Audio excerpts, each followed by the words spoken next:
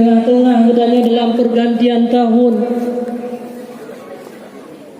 Semakin pergantian tahun, semakin jauhnya kita dengan Rasulullah sallallahu alaihi wasallam. Orang-orang menganggap bahawa orang-orang yang hidup di akhir zaman merupakan manusia-manusia yang banyak lalai meninggalkan ajaran-ajaran Rasulullah sallallahu alaihi wasallam. Bahkan Rasul sendiri, Nabi kita Nabi Muhammad, merasa khawatir,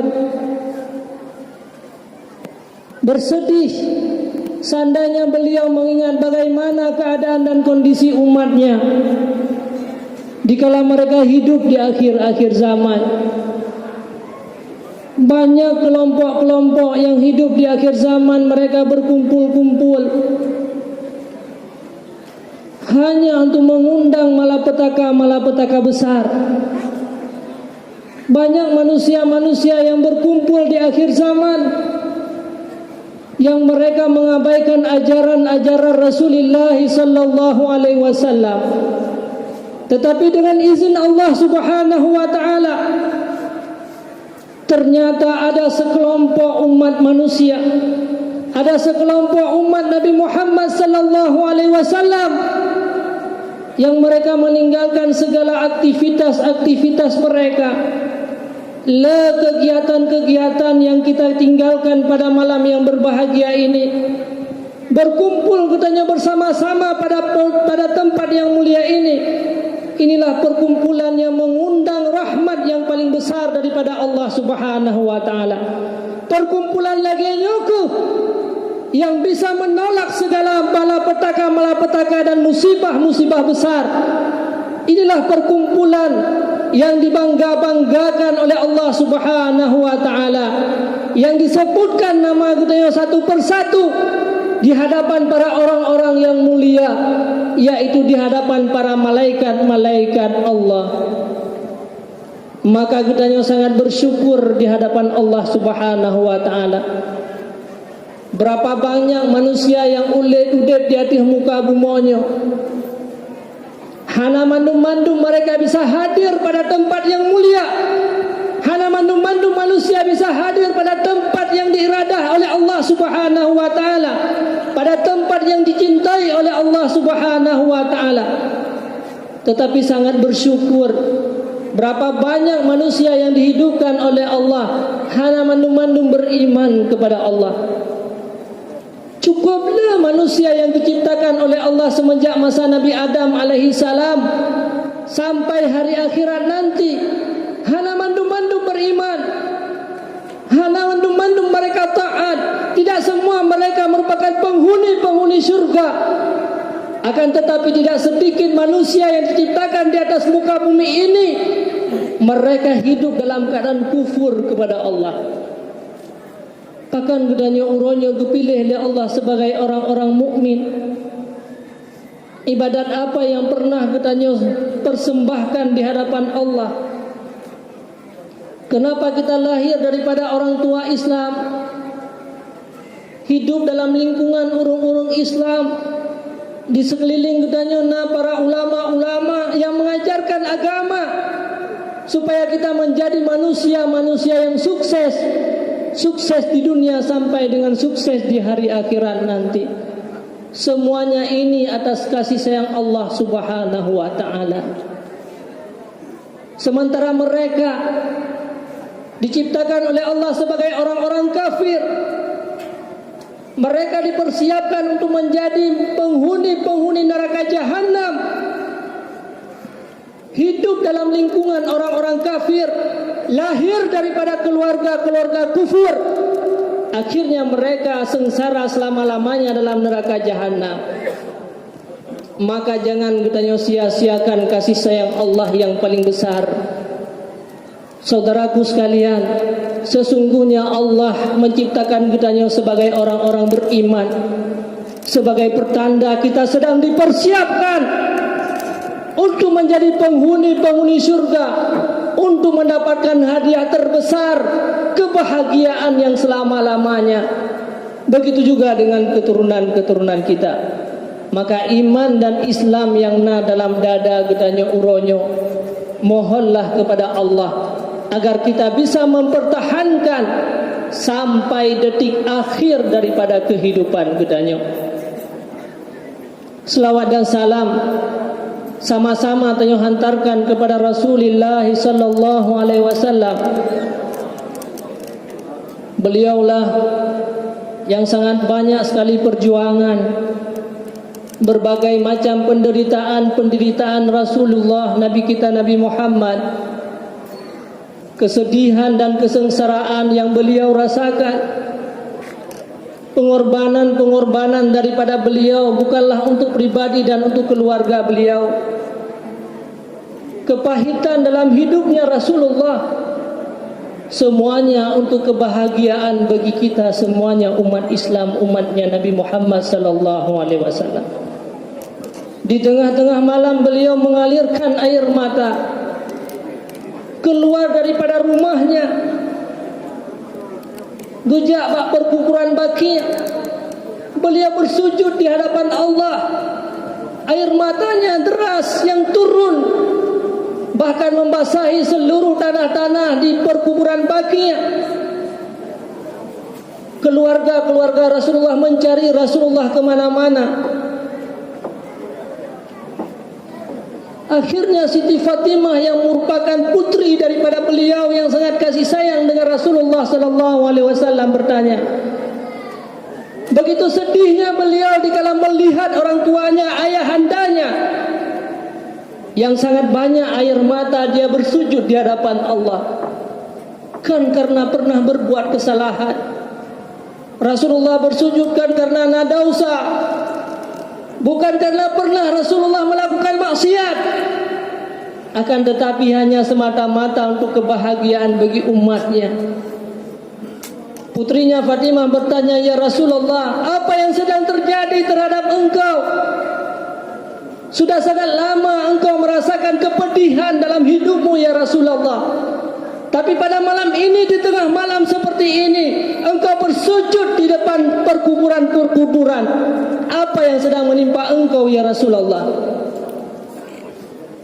Jawabnya, "Wahai Fatimah, wahai seluruh keluargaku, ketahuilah malam ini merupakan malam keampunan daripada Allah. Maka aku bersujud di hadapan Allah supaya umatku nanti, umatku yang hidup di akhir zaman, mereka yang melakukan berbagai macam maksiat kepada Allah Subhanahu wa taala, Allah ampunkan segala dosa umat-umatku. Wahai Fatimah dan Aisyah, bersujudlah kamu di hadapan Allah, mintalah ampun kepada seluruh wanita-wanita yang akan hidup di masa yang akan datang, yang mereka melakukan maksiat kepada Allah. Wa ya Ali, wahai Sayyidina Ali, bersujudlah kamu di hadapan Allah, mintalah keampunan daripada seluruh para lelaki-lelaki."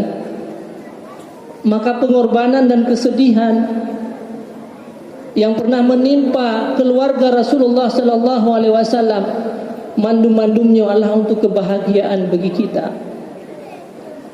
Nikmat yang kita rasakan uronyo, kesenangan dan kebahagiaan yang kita rasakan hari ini, semuanya adalah atas penderitaan yang pernah menimpa Nabi kita Nabi Muhammad sallallahu alaihi wasallam. Maka celakalah bagi manusia apabila mereka disebutkan nama Muhammad, akan tetapi mereka tidak mau berselawat kepadanya. Inilah merupakan manusia-manusia yang hina, manusia-manusia yang akan celaka dan durhaka di hadapan Allah Subhanahu wa taala. Ini doanya para malaikat, dan inilah merupakan pemberitahuan daripada Allah Subhanahu wa taala kepada Muhammad. Wahai Muhammad, Allah berkata, "Wailul liman zukirta indak wa lam yusalli alaika." Celakalah bagi umat Nabi Muhammad yang mereka menyebutkan nama Muhammad, akan tetapi mereka tidak mau berselawat kepadanya. Kenapa wahai saudaraku? Karena kasih sayang Rasulullah sangat jauh dibandingkan dengan kasih sayang manusia yang lain.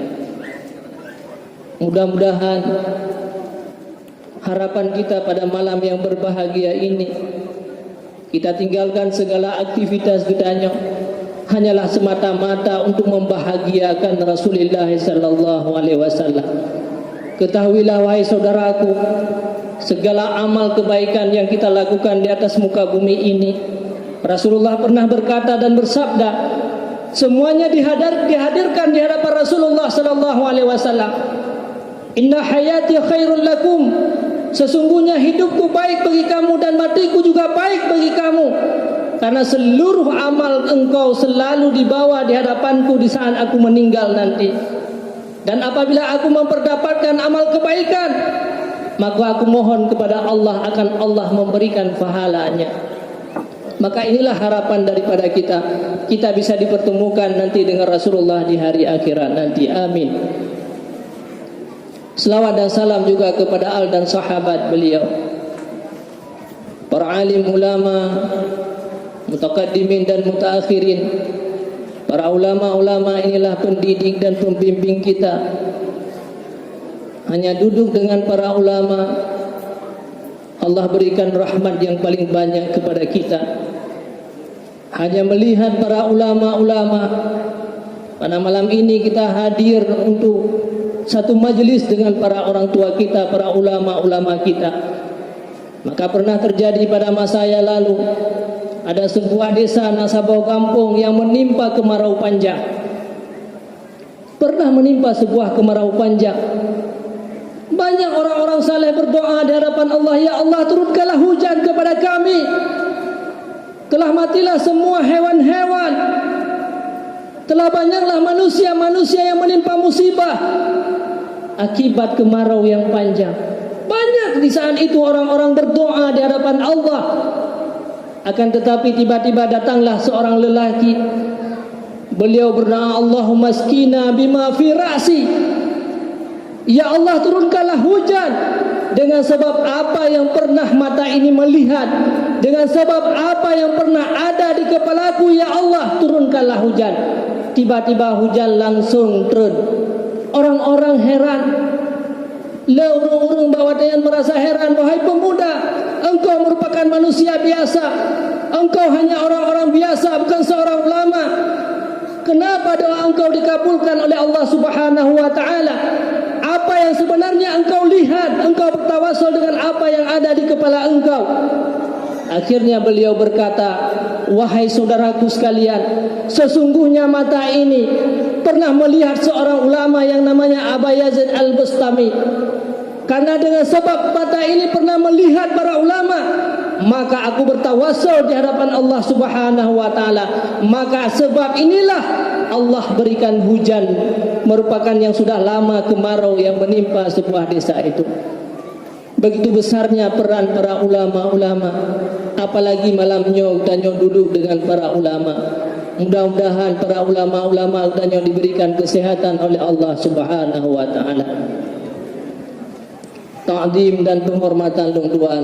Yang pertama sekali kepada urunsi-urunsi Tuhan sekalian, para ulama Abi di Menasah Baru yang merupakan orang tua daripada Tuhan.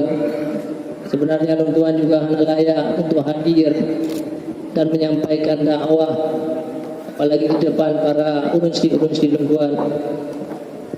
Kemudian kepada abadi yang Tuhan hormati, kepada Abi di Menasah Tinggal, dan juga yang terhormat para pimpinan kitanya yang merupakan imam, orang yang wajib kita patuhi.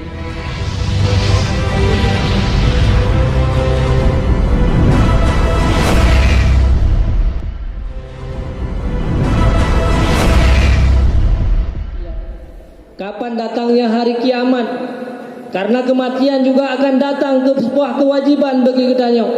Dan juga hari kiamat itu juga pasti akan terjadi sebagaimana dijanjikan oleh Allah dan juga Rasulnya. Akan tetapi yang paling penting bagi kita yang uronyo, madza a'adatta, kata Rasulullah, apa yang engkau persiapkan untuk menghadapi kiamat? Apa yang engkau persiapkan untuk menghadapi sebuah kematian? Akhirnya orang Arab tersebut menjawab, ma'adatu bikasrati minas saumin wa salatin wa sadaqatin. Dalam sebuah riwayat, hubbillahi wa rasulihi, aku tidak mempersiapkan dengan banyaknya bersembahyang, dengan banyaknya bersedekah, dengan banyaknya berpuasa. Walakinni uhibbullaha wa rasul. Akan tetapi yang aku persiapkan hanyalah semata-mata cinta kepada Allah dan cinta kepada Rasulullah sallallahu alaihi wasallam. Makanya ke jalan kesuksesan bagi katanya.